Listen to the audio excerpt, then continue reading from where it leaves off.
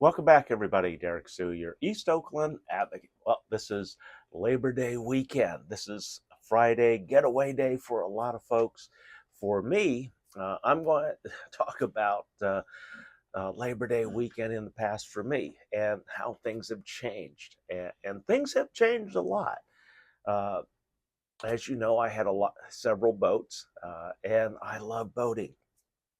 And a lot of folks say, "How come you never took a long vacation?" Well, number one, my career path uh, didn't give me that option. Uh, my particular job, because of the position that I held as a commander, a leader for um, my particular division, my unit here in the Bay Area, and uh, I was required to uh, have a response time of no more than 2 hours, meaning that I cannot be more than 2 hours away from my command. And so, and I have to be available 24/7. And answering is not an option. when the call comes in, not answering is not an option. That's why I had a satellite phone along with two cellular phones, and my transport vehicle, my 3/4 ton Ford pickup. Uh, that one was equipped with two uh, transceivers, also one which was for a government satellite line, and the other one was for the dedicated data line. Much like the police cars back in those days, I had that, and my little truck looked like a little porcupine. People say, how come you have so many antennas? It's because I have a lot of communications equipment in there that a lot of people either saw because it was my laptop or my phones, because there were two phone connections. One was for my satellite phone, and then the other one was for my regular cellular phone for local. So that's why that answers that question, folks. I've only had, before I retired, I only had 2 days of vacation. One prior to me entering my work, which was back in 1990. And the opening picture that you saw, that was me in Washington, D.C., doing all the finalization of my paperwork, getting my credentials, getting my gun licensing all done. And I spent a week in Washington, D.C. and in Virginia for all of that. And that's what that picture was. I looked very different back then. I wore contact lenses predominantly, and throughout my career at counterterrorism, I wore contact lenses. Number one, because glasses are kind of bulky. They're slow, and you have a fixed area that you can actually see out of. Whereas with my contact lenses, it gave me the normal periphery that I needed to stay safe and to be able to see what's going on around me. But anyway, I've enjoyed a lot of. I've enjoyed my life. The boating aspect, the camping aspect. Uh, yeah, I didn't travel very much, but that was okay because with my work, I traveled extensively all over the United States and around the Pacific Rim. So I've traveled plenty. Just that my travel when it was outside of the United States, it was serious business at that point, and I was checking up on my different staff in different countries, so and then moving people. So all of that was real important, and that was why I boating became more important than anything else, because it was something that I could do, enjoy, and be within my 2 hour response time at any point, pretty much, unless I went outside of the area. Lake Sonoma was at the very, very limit of my 2 hour response. So that's why I usually went to Lake Sonoma. That was the outer outer perimeter of my 2 hour response time, because driving it was hour and a half. Towing it could be up to 2 hours to cover that same distance. So anyway, um, I hope that you have the opportunity to really enjoy this the long weekend. A lot of times, back then, my wife and I, we would actually already be up on the lake on a Friday and be waking up to a nice quiet lake before it got crazy for the weekend. Because Labor Day weekend on the lake was really crazy. In fact, one of the our first encounter out in Lake Sonoma was back in 1998. We had a problem group that was camping right next to us, and they were a huge group, and you get a little bit of liquor in them, and they were very racist to me. Even though my group had a lot of Caucasian folks in there, they specifically targeted me and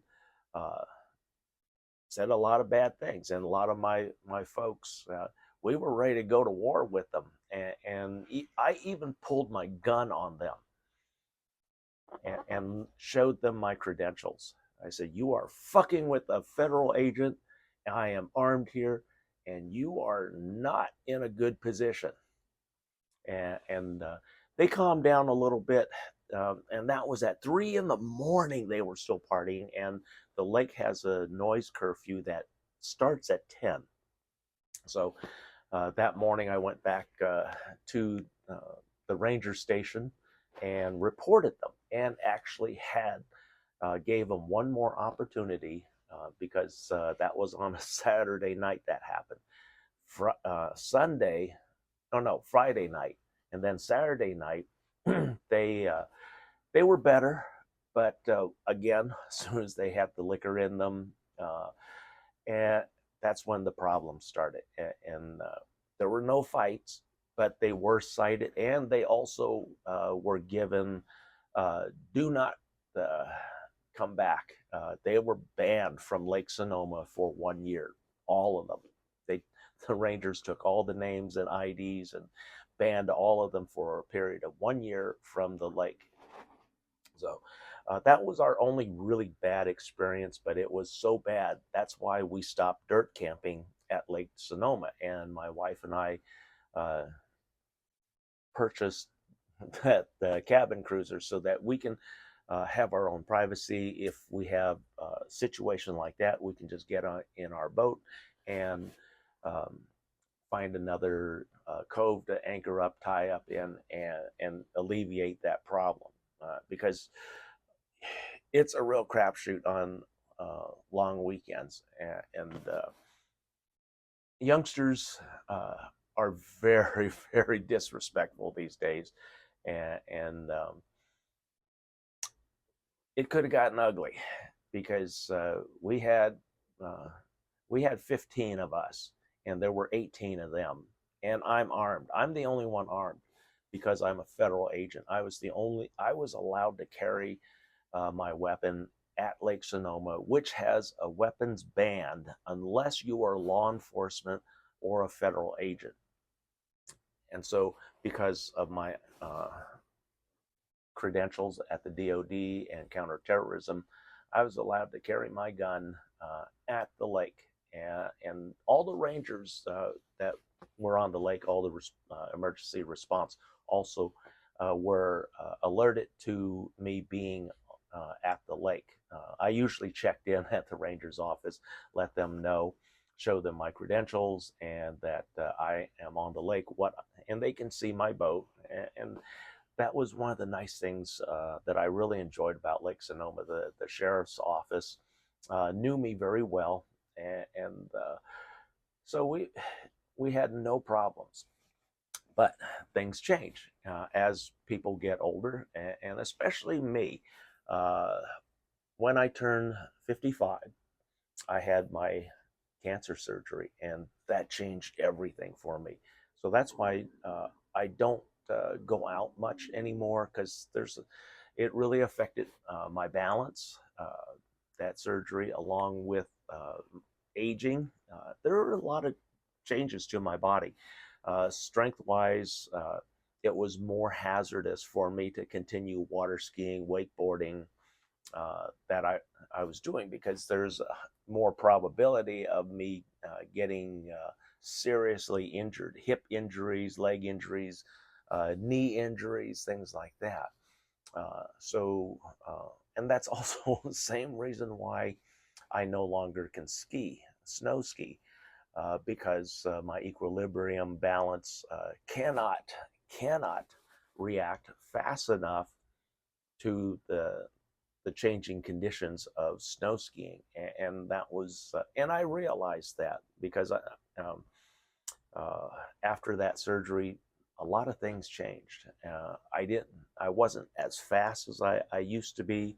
There were a lot of limits on things, so I had to find other activities. And the same with a lot of you folks. For the younger generation, you probably have parents or grandparents who enjoy watching you do the things that you do, but they're not able to participate. And I remember one of the times before my mother passed away, she was asking to go out on a boat, um, and all of us, because mom was so unstable, and she had a really hard time walking and balancing it, and we all decided that it was best not to take her, because there's some pounding on the boat. Even if we go out on the Oakland estuary just for a mild cruise, it can be choppy enough where it can actually cause mom some